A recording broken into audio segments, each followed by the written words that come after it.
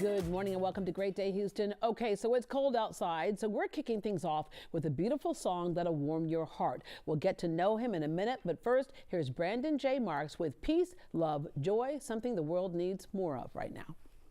Peace, love, joy,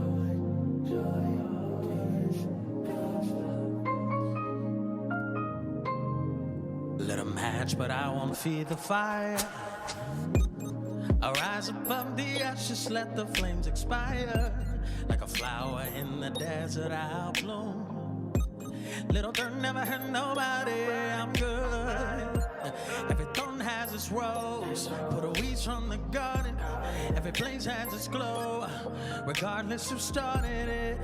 No need to fan the flame, I'll let it burn away today. I wish you peace, love, joy. I'm giving it away. Peace, love, joy. Peace, love, joy. Wish you the best,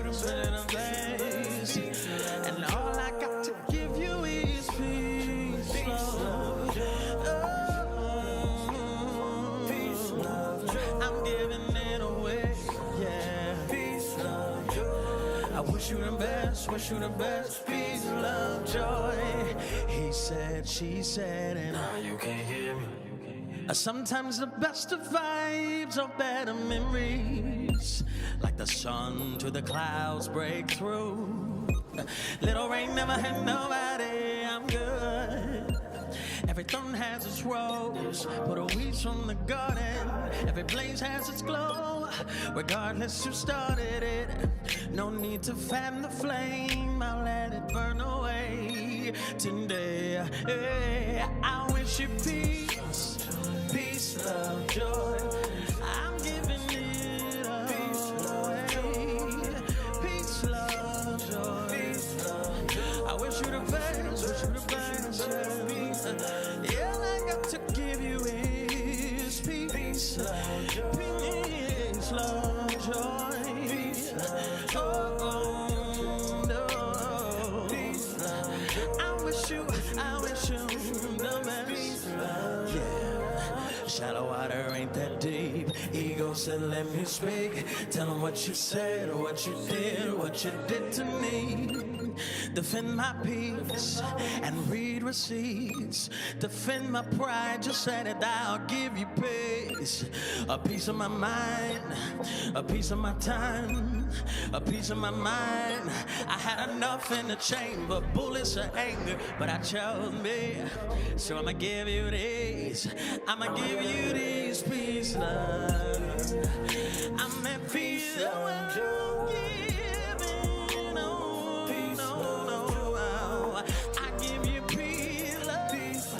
Wish you the best, to America, peace, and to Houston, peace, love, to the world, peace, love, joy. I'm giving it away today.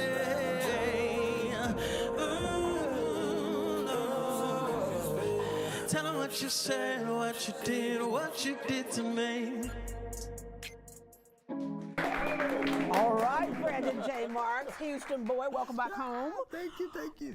Okay, so some of those songs, we'll listen to songs and we listen to them. This one, you were talking to us. What went behind writing this song? Wow, the responsibility of delivering a message to the world of something that we all need, and so Peace of Joy is my offering to the world. I'm giving it away. It is an energy exchange. Yeah, all right. No surprise that you're a singer. The family you grew up in, you could not escape it. Sure, Tell us how you grew up. Man, so raised in church, third generation PK. My parents, Dr. Bernard. For those who don't know, PK, preacher's kid. Preacher's kid. Yeah. So my parents sang. I came from a family of musicians and singers, so it's in my DNA. You know, yeah. It's but that's been my journey. And then I kind of started singing professionally in my teenage years with my parents, traveling with them. And I moved into artistry about 6 years ago. Yeah, what are the things that shaped your calling as well? Because sometimes when you grow up in something, it just is. It's not, you don't look at it as a possible career or anything. It's just part of your everyday life, right? Yeah. One of the things that shaped your calling was you saw your 14-year-old cousin, Sam, lead worship at 14 years old. Oh man, yeah, Sam Harden, he is an inspiration to me. One of the greatest multi-instrumentalists that I know, and a phenomenal singer. He's an inspiration for sure. Yeah. At age 8, you did your first sermon and your first solo. I did. I mean, it's one thing to do a solo, like Jesus loved me, this I know, right? But to do a sermon as well. Yeah, I did it. They put me on a stack of books from my grandfather's because I was so short. Yeah. And so they put me up there, and yeah, I preached my first sermon and sang my first solo that day. Do you remember what that message was in that sermon? I do. It was called Dabbling with the Demonic. Oh, wow. Okay. So mature all right. for age 8. Right? Yeah, right. Wow. Okay. Then you became one of the things that you decided to do, which I so much respect, is it's one thing to love singing and sing, but to learn the business of singing and everything else. We had Matthew Knowles on, Beyonce's dad, not long ago, and he said so many singers skip the rest of it. They look at just the performance part. You set out to become a songwriter as well. Yes. When you sing other people's songs, that's great, when you have a great voice, but to write something, does it give you a different delivery in how you sing that song? Certainly. I believe, again, it's a responsibility for me to create a message out of my own experience.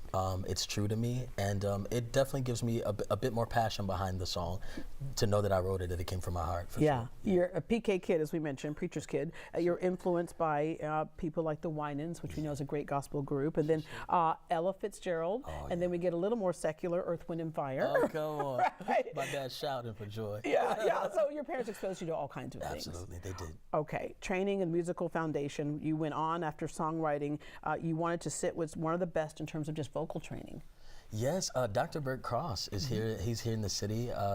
He is phenomenal. He's been an inspiration to me. He really taught me studio technique, taught me performance technique, and just how to be present. So shout out to Dr. Bert Cross. And be present for a wider range of people. You know, we always say to people, oh, what's your style? Oh, I'm R&B, I'm this, I'm that, I'm the Great American Songbook. You wanted to be all of it because whatever audience you're in front of, you want them to enjoy what you do. Absolutely. Shout out to Dr. Damian Sneed, one of my other mentors who really, he's been teaching me, and I'm still a student of the art to this day, but just teaching me how to show up in every room and to speak more than one language. So really thankful to him. Yeah, okay. And then you decided to set out and understand the business side of music. Moved off to LA. Man, I did. You're like, man. What an experience. You know, it grew me up. It really matured me. I learned a lot of great opportunities, a great mentor there that just kind of showed me the ropes of the music industry, of entertainment industry. And I worked behind the scenes in marketing, so for artists as well as for major brands. You got to collaborate with the OWN Network, which is the Oprah Winfrey Network. I did. What did you do with them? I was one of the youngest representatives for Black Love, which was their #1 docuseries for a number of years. And so I did the promo tour, I did the billboard designs, all of the marketing for it. Oh, wow. Okay. Yes, and then deciding to come back around to step out and take all that information, what you learned, to step out to your solo career. Yes, easier said than done. Sure. A lot of hard work. And then coming up with your recordings. You know, people will say, like, why did it take a year for somebody to work on a recording? Or why did it take a year for somebody to work on an album? Or there's a lot of layers to it that we don't know. We get the finished product, Absolutely. but you know the layers. Take us through some of those layers. Absolutely. So I think songwriting is a process in itself, to be able to accept that message and then learn to relay that. What does that sound like? And then music is not a one-man show. There's other parts, there's other family members and components that go into that. Yeah. The producer, the time, the mix and the master, the engineer, the background vocalist, all of the other instrumentation. And so I think the time happens because we're not the only ones doing it. It takes a team, and everyone needs time to create. Yeah, oh yeah, it's so much more appreciated when you understand all those layers there. Sure. You are at a time that I think for a lot of musicians is such a gift. It used to be you would sing and you would hope that a record label will recognize you. You couldn't even get a record made unless you had a company that could make it, right? That's how technical it was at that time. Sure. Today, you can record something and go straight to your fans. Immediately, yeah, and that's been my journey these past few years. Everything has been independent, homegrown, ground-led, and I'm just grateful for a strong support system. Yeah. My parents, my family, my loved ones that have said, hey, whatever you do, we've got your back. And so that's my message to the world is to, hey, go after it, don't wait for it, go get it. Yeah, you know? And separating what is just a passion and hobby from what your living can be. Because sometimes we put a hard line between, oh, that's not a real job. But you know, what I want to do and what I need to do sometimes are two different things. Absolutely. But your advice to somebody who's an aspiring singer? Sure, study your craft.